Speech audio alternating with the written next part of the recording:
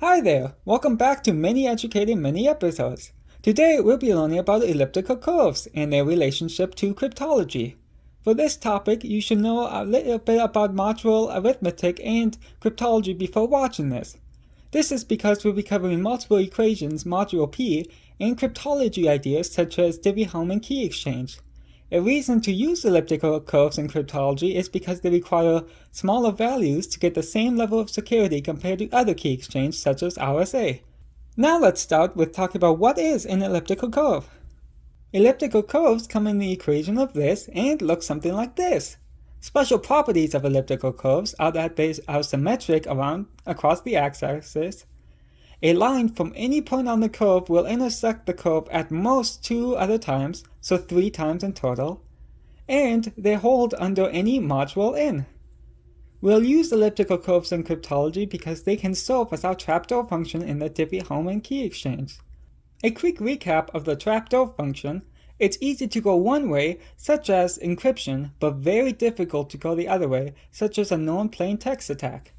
We'll start with a point on the elliptical curve, which we'll call A, and draw the tangent line.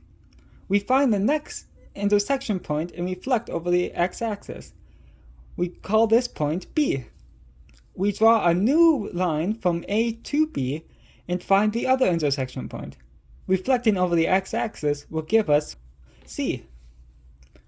It's easy to repeat this pattern n times to go from point A to point Z, but figuring out what n is when you only know point A and point Z is very difficult.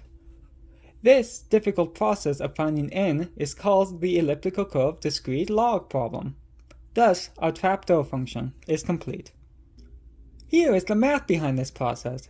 We find the coordinate b when going from A to B, which we denote as A dot A equals B, from the following equations. S is the tangent slope from A, which was found by taking the derivative of our elliptical curve equation. Finding the coordinates of C when going from A and B to C, which we denote as A dot B equals C, uses these equations. S is the slope between point A and point B. These equations in this process work in module P, but we have to find the inverse of the denominators module P.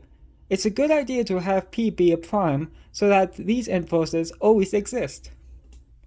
Before doing an example, we should change the notation to better understand the unique properties of this elliptical curve process. We can write B as 2A and C as 3A. Thus, our dot product equation now becomes an addition equation. So, the points 1A plus O dot 4A is equivalent to the points 2A plus slash dot 3A, which both come out to be 5A. Multiplication also holds in this process. So 6A is the same as starting from the point 2A and repeating the cycle 3 times, or starting from the point 3A and doing the process 2 times. An example with the given equation has this graph mod P. You can still see the symmetry of the elliptical curve in this graph. Here is the complete cycle starting from the point 2, 8, and ending when we reach the reflected starting point. We say the cycle is n length long, which, for our example, n is 29. A good cycle, which means it's harder to break, should have 1 plus the number of points divided by n be close to 1. Not all values of A, B, and P will have this process work. The cycle length must not change when starting at a different point. We can still see our unique process in the graph, but now the lines get moved when it reaches the top or right side of the graph. Now we have all the information we need to show how elliptical curves can be applied to the Diffie-Hellman key exchange. Let's continue our elliptical curve example and imagine that Alice and Bob wants to use this elliptical curve to create a key without having Eve figure it out. The public keys that everyone will be able to see are the elliptical curve, the starting point P, and the cycle length n. Alice and Bob both pick an integer within the bounds of the cycle length. We call these alpha and beta, and these are our private keys. For this example, we will have alpha be 17 and beta be 25. Then we compute the alpha and beta of our starting point. We do not need to compute the whole cycle. This is very difficult for very large elliptical curves. For 17p, all we have to do is compute 2p, 4p, 8p, 9p, and then we can compute 17p. After computing our points, Alice and Bob interchange them, and Eve will be able to intersect in the message and get both points. However, Eve will have a very difficult time getting the values of alpha and beta from just the 3 points.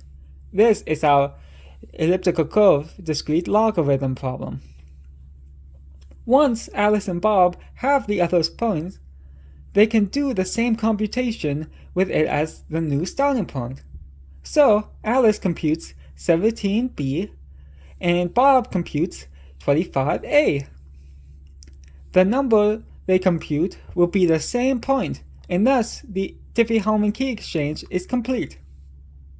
Well, that's it. Thanks for watching. Bye!